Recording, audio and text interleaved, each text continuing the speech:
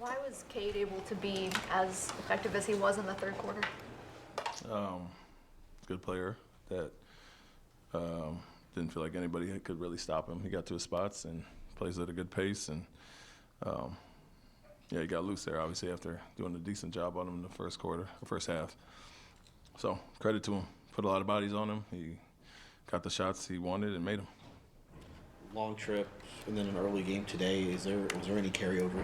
It looked like it for sure. I don't know, going west and coming back, and then the early game. Obviously, the first quarter it looked like we were still asleep, and then other than the second quarter when we came back from 15 to tie at halftime, that was really only one good quarter of the game. So haven't had that in a while. Their physicality obviously bothered us as well, but once we adjusted to that, felt like we would be good coming out in third quarter, and it was more of the same to start third.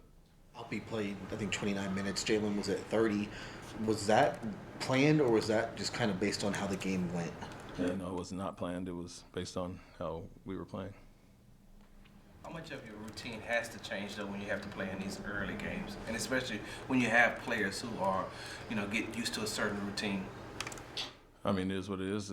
I don't know what Detroit's schedule was coming here, but as far as us, sometimes you're sluggish coming back from a West Coast trip, and to the early game may have added to that, but you got to find your energy and juice. And it was 19-19 early, and both teams were scoring. We weren't defending at all, and so we got after it in the second quarter. It felt like we kind of woke up a little bit late, but we were into it, and then more of the same. Cade got going. They were aggressive on defense, trapping a little bit, and put us back on our heels. So it is what it is. It's the NBA schedule. You got to deal with it. Is it a little like looking in a mirror with a team that also, likes to score on fast breaks and crash the boards like you guys do? Yeah, there's some similarities for sure. But what we did not do, what we usually do, obviously we weren't attacking the glass in the first half, and then I think 3 in the first 2 quarters each, 3 and 3 in the first and second, and then we had 17 fast break points at half, which is great, but didn't have any in the second half. So didn't get the stops, didn't get out and run, and that's what got us back in the game. Is we finally guarded 28 to 17 point second quarter and got out. I think we had 11 of our 17 in that quarter. So a lot of similarities, but when the ball's sticking and not moving, then they're guarding one-on-one in the post and trapping the pick and rolls, getting some of those steals, and obviously it flipped there, and they got out in transition, dominated the second half.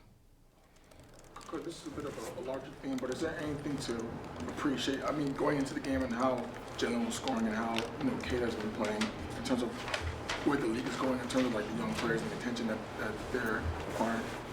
Well, I mean, this specific matchup because of their draft class and one go 1 and 2, but I think Jalen's been getting a good amount of attention. He saw a lot of blitzes early in the season and kind of got used to that, and looked like it kind of set him back today. Teams haven't done it in a while, but 2 really good players that have been on hot streaks, and Cunningham played really well today, obviously. Speaking of Jalen, he was named Western Conference Player of the Week during the game. What have you liked about what you've seen from him specifically in 2025? Yeah, his aggressiveness and attack mode, and that's part of their scheme tonight was to slow him down, obviously, due to how he's been playing, the hot streak he's been on. And so very similar to what he did last year in March, and had good carryover into this season, but really been on one, and you have to expect that.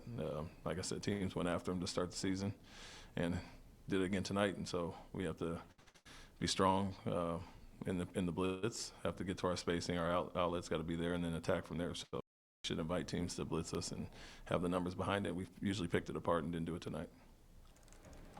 Thanks, Coach.